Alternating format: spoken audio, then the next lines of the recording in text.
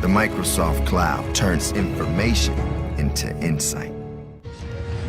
Here at Ortho Georgia Park in Macon, Georgia, it's game 2 of a key weekend series in the Southern Conference. The Uncg Spartans taking on the Mercer Bears. Uncg won last night, so as a result, the teams picked to finish atop the conference standing, separated by just 2 games in the loss column as we enter play today. And hi, everybody, along with Jim Cole, Pete Yannity with you. Well, again, a series that everyone circled on their calendars, and last night's first game, a seesaw battle.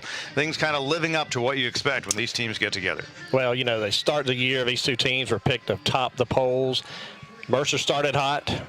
UNC starting to catch fire. And listen, one thing you can count on in Macon, Georgia is the heat. And today with the hitting that UNCG brings, along with the power, as the temperature rises this afternoon, so should the scores. 2 teams that hit over 300 when they've got the bats in their hands going at it. Last night, the Bears built a 4-0 lead, but between innings 5 through 7, 8 runs for UNCG. Key hits by Ben Spetsnagel, as well as Trip Shelton, the shortstop, and also the top hitter in the league, Caleb Webster. Well, you know, they do a great job. Coach Jarrett, I've known him a long time from our minor league days. Really offensive, knows how to move runners over, and they got key hits. Uncharacteristically from Mercer, 6 walks, 12 hits. That's 18 base runners, and Coach Gibson says that's hard to overcome. The 8-4 victory for UNCG, the first SoCon loss in over a month for Mercer, and it snaps a 12-game conference losing streak. And Mercer now in the throes of its longest skid of the season, 3 straight losses. Game 2 about to begin. We've got a great pitching matchup for you. We'll detail that for you and have the first pitch when we come back to Macon. With Charlie Madden, and a year ago, Craig Gibson will tell you, by this point in the year, Madden was catching most of the ball games. You could really see the fatigue setting in, so at least 2 of the best power hitters are staying fresh. This one deep to right, back at the wall, and it'll come off the wall. As really never a chance did Sigmund have. Hansen will come around into second with an RBI double. Is JT Thomas in the first run of the game, and a 1-0 Mercer lead. But JT hit here where Austin Cox has got to be very careful, you know. Don't focus too much on the guy at third. Even if he scores, it's a 1-0 game. Crotty has a hard time. He'll simply put it in his pocket. The run will score and tie it at 1-1. You have to wonder if Alex Crotty that time might have been thinking about coming home and trying to gun down Spitsnagel more, and he was fired as a because he wouldn't get rid of his third base coach, but he went out and did a nice job in Kansas City. Long run for the right fielder, Sigmund, diving try, nothing doing. Hansen round second, thinking 3, and he's going to get in there with a slide. And a 1-out triple for Alex Hansen. And now you're thinking about, man, we could get an at-large, and, you know, and every game turns into a do-or-die situation. And a balk is called, and that'll put the Bears in front. Apparently, Frisbee didn't come all the way stopped. The UNCG coach said he tends to add velocity as the game goes on to that fastball. Here's the 2-2, swung on, lifted to left. Back goes the left fielder, Spansel. He's not going to get it, or Spitsnagel, rather.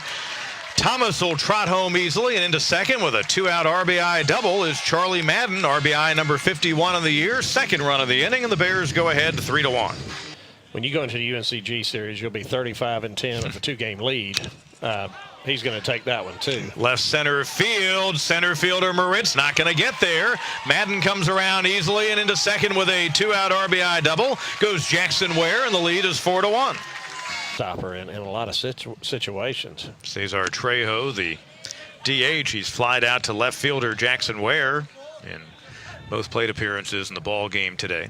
And a guy like Broom speaks volumes as to why this is one of the best teams in the country with late leads after 7 innings. The Bears, when they have the lead, 25-0. And that's very impressive when you can put games away late. If you notice something, Pete, this is the first time I've picked up on it. If you look at Cesar's belt there, he seems to have, now watch him look at it. Huh. Almost like what a quarterback wears on their wrist in football. I think what they're doing is they're giving him situations, you know, like, hey, count, what is a 1-1 count? What is the pitcher's tendency? Yeah.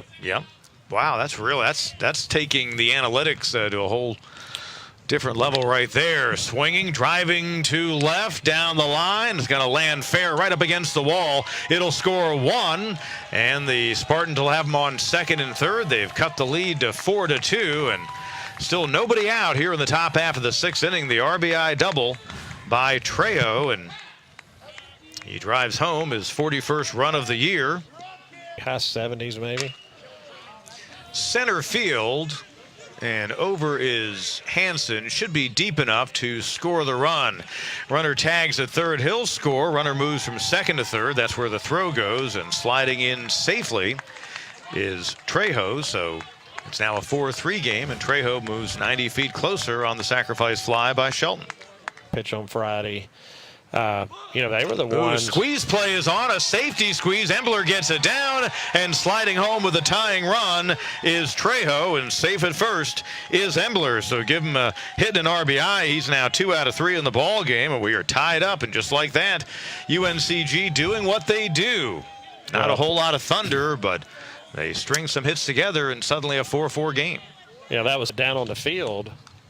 It's just as calm as it can be. Yep. As Danny Edgeworth had one come high and tight, counts 2-1. And he swings, and he lifts one to right center field. Sends the fielder Moritz back to the warning track. The wall leaps, and it's out of here. And Danny Edgeworth puts the Bears back in front with his 7th home run of the season, and it's a 5-4 game. 3-1 pitch. Webster grounding to short. That'll get the run home. Only play is to first, and Hagan throwing out Webster, but the RBI will tie things up at 5 apiece on the 6-3 putout. And into scoring position now with 2 men out goes Spitznagel. UNCG's pitchers, and I do, but well, they've got Alex Sova, a right-hander, warming up, and he's probably going to be the go-to guy. Yeah. Because they've lost their closer, Chad Sykes, they've kind of had to reshuffle things in their bullpen.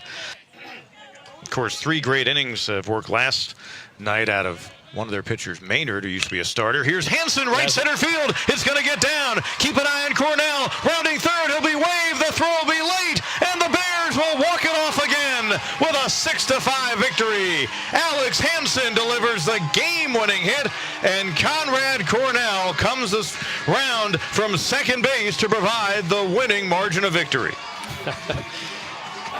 I'm just wondering if you're UNCG, if you're just waiting, you maybe went one batter too long. I mean, and listen, Rich, what a game. 6 innings in relief, and boy, was he might have just been out of gas. That ball, I mean, look, it's up in the zone. It's about belt high.